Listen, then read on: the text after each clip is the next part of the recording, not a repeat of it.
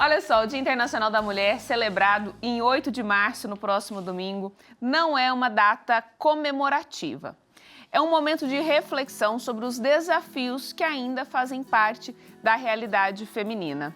Nós vamos ver alguns dados, segundo o Ministério do Trabalho, relacionado à presença da mulher no trabalho, nos empregos. E a gente vai colocar na tela aí essas informações para você poder acompanhar de fato. As mulheres, elas recebem 21,2% a menos que os homens. Elas dedicam quase o dobro do tempo aos cuidados da casa e da família.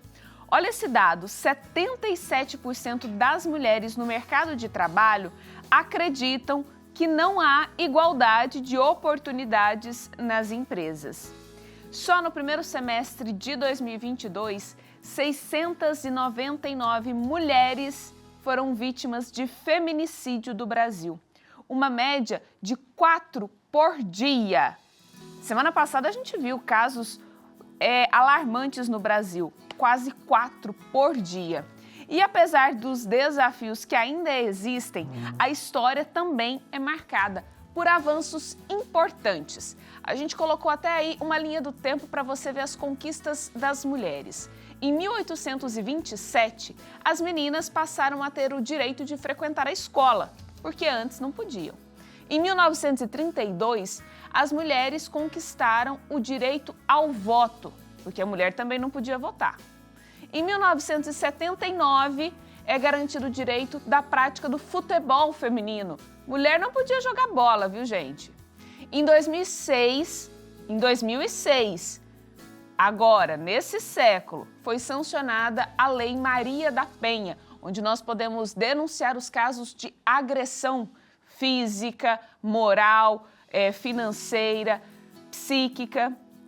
Em 2015, há 11 anos atrás, foi criada a Lei do Feminicídio, quando a mulher é assassinada pelo simples fato de ser mulher.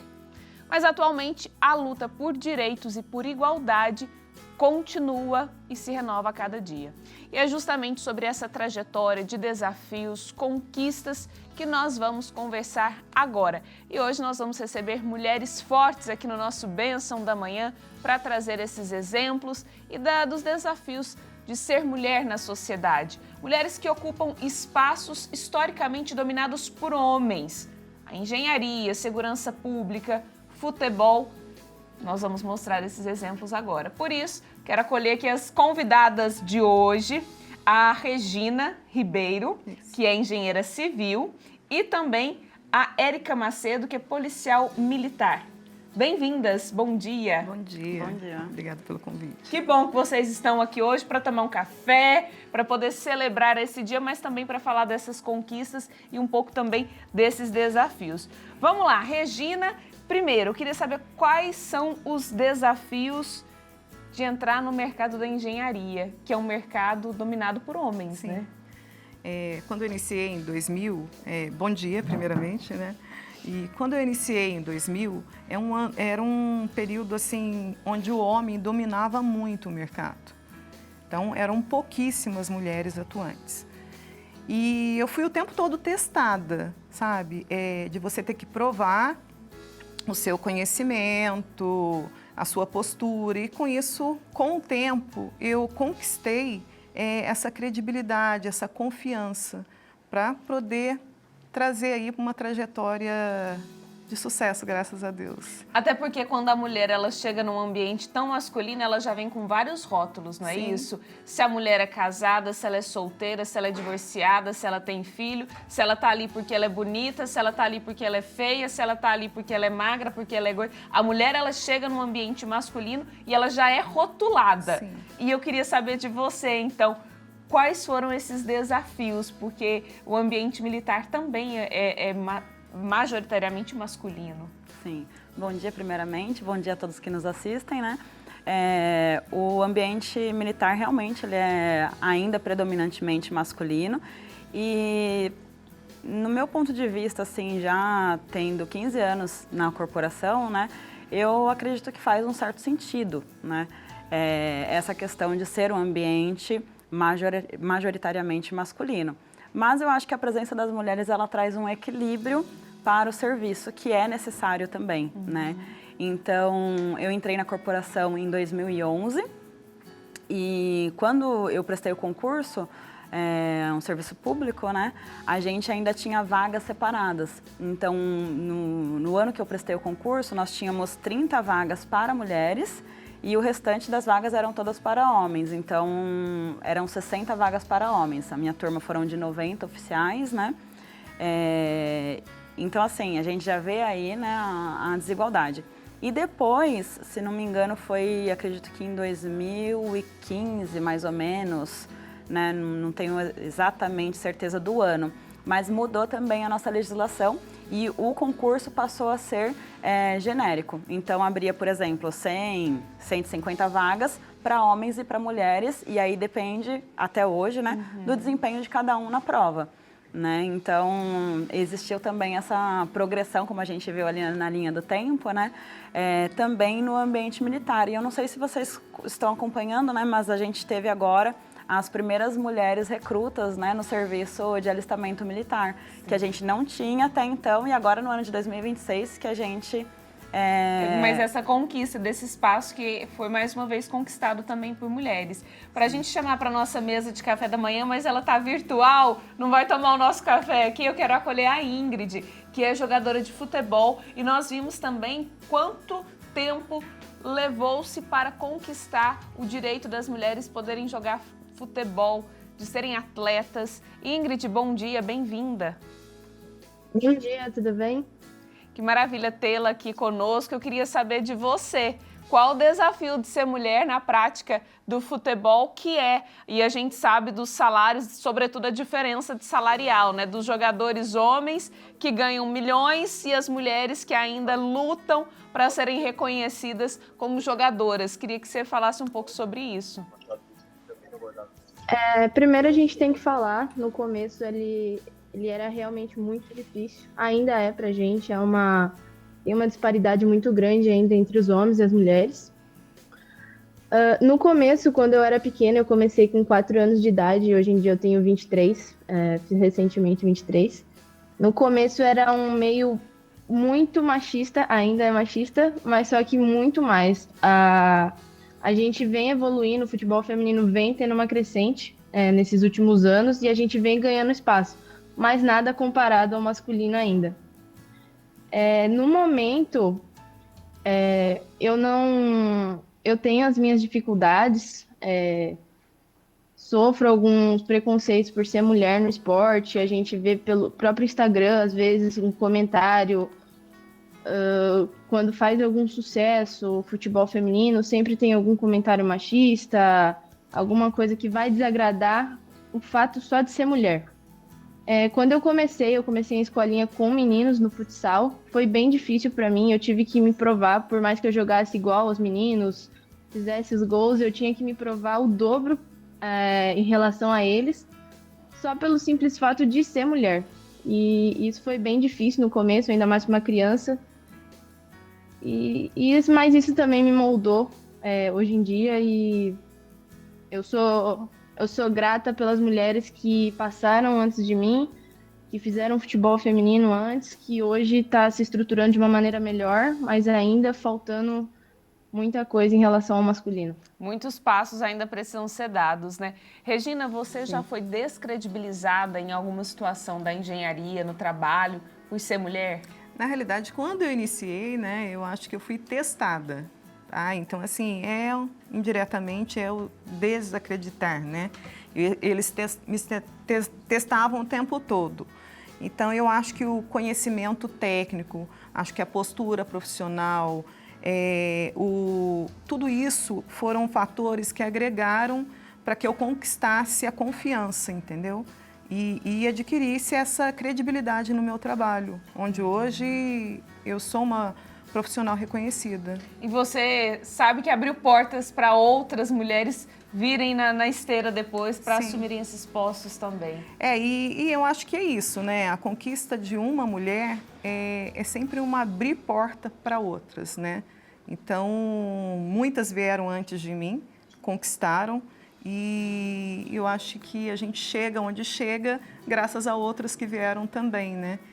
E para mim, o divisor de águas aí é quando a mulher teve a oportunidade de estudar. Eu acho que isso daí foi, assim, um divisor de águas. Ela teve voz ativa, onde antes só homens podiam, hoje a mulher conquistou o espaço dela, né? Nas faculdades, universidades, elas são as maiorias. E ela está aí provando, né, que pode estar onde ela quiser. E a gente sabe que a educação, ela liberta, né? Ela liberta a nossa mente, ela liberta as nossas escolhas, a educação abre portas. Érica, para você, no seu ambiente de trabalho, teve alguma vez que você precisou ser mais firme e as pessoas entenderam que você não poderia ser firme? Porque muitas vezes as pessoas acham que a mulher tem que ser a calminha, a bobinha, mas você já precisou ser firme e as pessoas se assustaram com a sua postura? Todos os dias. No meu caso, é todo dia, né? No militarismo, a gente tem 2 tipos de carreira, né? Que são os oficiais, que são os comandantes, então estão sempre à frente da tropa, tomando as decisões, liderando, etc. E temos as praças, que são as pessoas que vão realmente realizar o serviço ali na linha de frente, assim, vamos dizer, né? Normalmente os oficiais, eles estão junto nessa linha de frente, mas são eles que tomam as decisões finais, né, do que vai ser feito e que não vai ser feito. Então, no meu caso, eu sou capitão hoje, né, graças a Deus, e eu acabo tendo que tomar essas decisões, ainda que muitas vezes a gente não queira, né? Porque tem decisões que nós não queremos tomar. O chefe, o líder ali, ele tem que zelar pela disciplina, pela hierarquia no ambiente militar. Então, eu costumo falar com a minha tropa, né? Eu falo, gente, eu tenho que fazer o papel de mãe. A mãe, se o filho faz uma coisa certa, ela parabeniza, né? Ela agrada. Mas se ele faz uma coisa errada, também vai colocar de castigo. E aí é que tá um problema que surge, né? Porque, assim, quando é homem com homem, tá tudo certo, né? Se xinga, etc. E se põe uma punição, né? E fica tudo bem. A mulher não, nossa, não, tem alguma coisa contra mim, etc, e é isso, é porque é aquilo, e etc e tal. E não é, né? Nós somos, de fato, imparciais, a gente tem o mesmo aprendizado na Academia de Polícia Militar do Barro Branco, né? E a gente sempre vai tomar as decisões em prol da instituição, em prol da hierarquia, em prol da disciplina, em prol do serviço público que tem que ser prestado para a população, né?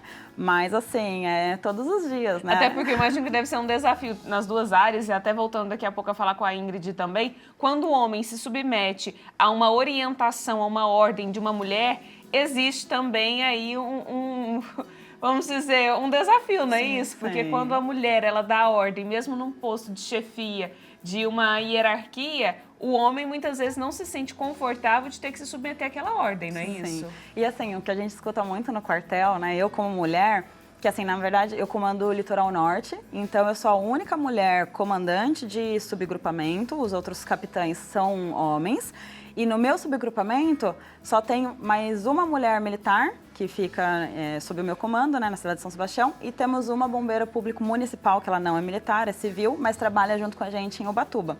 Então, a tropa, o restante, todos são homens, né? E aí eu escuto muito uma brincadeira que eles falam assim, pô, meu, você dos amigos fora que não são militares, são civis, né?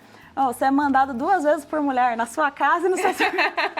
Então, assim, também já gera aquele, né, uma brincadeira saudável, mas que os meninos, eles ficam, mas que reflete um pouco da realidade, né, Regina? Um homem nunca gosta de obedecer uma ordem de uma mulher. Mas eu acho que, por exemplo, no meu caso, na construção civil, no canteiro de obra, eu sempre trago eles como um parceiro, sabe? Ali, se teve sucesso, ótimo, gente, ó, nós estamos de parabéns. Se erramos, eu não chego para o meu cliente falar, o pedreiro errou. Nós erramos, entendeu? Então, eu falo para eles que tudo somos nós. Então, eu não cheguei aqui sozinha, foi graças a ele, a Deus e a eles, lógico. E então, eu acho que isso daí passa uma credibilidade, porque eles não vê tanta desigualdade num único espaço de trabalho, entendeu? Existe sim uma hierarquia, né, num canteiro de obra. Eu falo que é o proprietário, o engenheiro, o mestre, mas entre eu e eles, eu tenho uma relação muito boa. de sentar, de chegar na obra, de tomar um cafezinho com eles, de dar risada. E na hora que tá errado sim, entendeu? Não é desse jeito, chamo, eu tento não ir ao extremo. Mas quando eles me veem o extremo também, eles falam assim, nossa, é melhor a gente não conhecer esse seu outro lado. Quero voltar a falar com a Ingrid, então, que está conosco aqui pela internet. Ingrid, quais os passos, você falou aí sobre a questão do respeito, sobre a questão salarial também, mas quais os passos concretos que você acredita que serão necessários para as meninas que estão começando a carreira agora, que estão entrando nas escolinhas? Quais são esses passos que precisam ser dados concretamente? Sim, é muito bom você falar disso, porque a base do futebol feminino, ela também vem numa crescente, mas ainda não é a realidade do futebol masculino. Muitas pessoas comparam o futebol masculino, mas elas esquecem dessa defasagem que teve o futebol feminino quando ele era proibido, como vocês já falaram no programa. Hoje em dia, a Federação Paulista, principalmente, ela está oferecendo vários programas,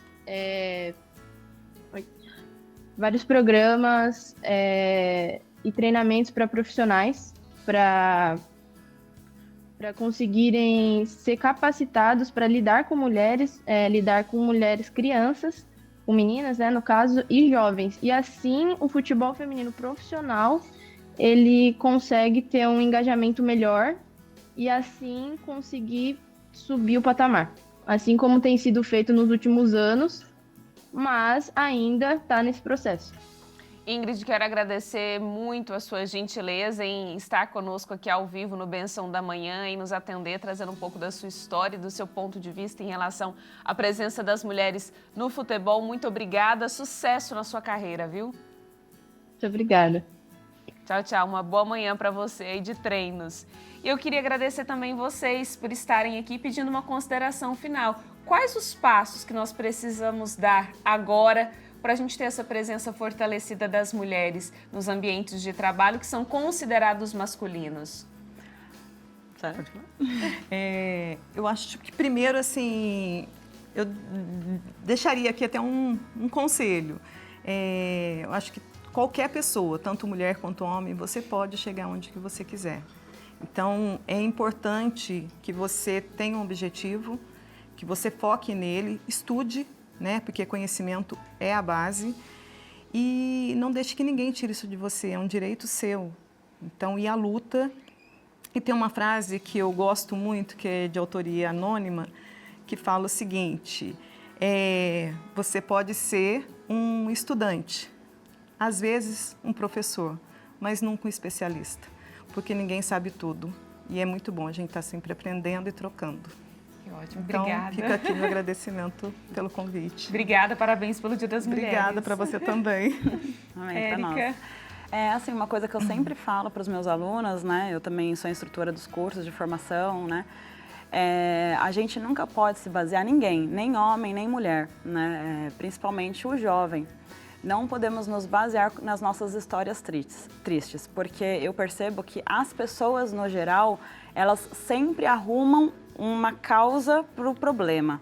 Então, não, é porque o meu pai, é porque a minha mãe, é porque quando eu era pequeno, é porque eu sou pobre, é porque é isso, é porque é aquilo. Não. A gente não pode se basear nas nossas histórias tristes, porque as nossas histórias tristes têm que fazer a gente ser mais forte e lutar para conquistar o que a gente quer. Se você ficar se vitimizando o tempo todo porque é mulher, porque é isso, porque é aquilo, você nunca vai conquistar nada. Então, você tem que se olhar no espelho e falar, eu sou isso, ok, mas o que eu quero ser? E eu vou lutar para ser o que eu quero ser. E nada é impossível para ninguém, né? Mas a gente tem que acreditar no nosso sonho, sonhar alto e buscar persistentemente aquele sonho, ainda que a gente caia, porque muitas vezes você vai seguir um caminho e o caminho não vai ser reto, né? Os melhores caminhos e os de maiores sucessos, eles são tortuosos. Então, assim, não desista, seja persistente e não se vitimize. Não seja uma vítima da sociedade, não deixe as pessoas fazerem isso com você também. Mas todo mundo faz, você não é todo mundo. Você é uma pessoa única nesse mundo e Deus te deu uma oportunidade. Então, use essa oportunidade para o melhor. Érica, muito obrigada, viu, por estar aqui também. Parabéns pelo Dia das Mulheres, parabéns pelo trabalho de vocês também. Obrigada. E aqui é bom a gente falar também que as mulheres, elas continuam com esses desafios diários. Nós estamos acompanhando o caso triste daquela menina de 17 anos que foi abusada lá no Rio de Janeiro, que foi violentada. Então, as meninas começam a sofrer agressões muito jovens, e a gente não pode se calar. Quando você curte alguém lá na internet que apoia, que faz piada da violência contra as mulheres, que apoia algum tipo de feminicídio, alguém que celebra a hostilização de uma mulher, quantas vezes nós vimos pessoas que curtem quando uma repórter ou uma jornalista é hostilizada em um ambiente masculino, quando a mulher está trabalhando e aí os homens chegam para violentá-la verbalmente, moralmente. Então não curta esse tipo de conteúdo também não. A gente vai fazer uma sociedade melhor se a gente apoiar as pessoas do bem que fazem o bem acontecer aqui na Terra.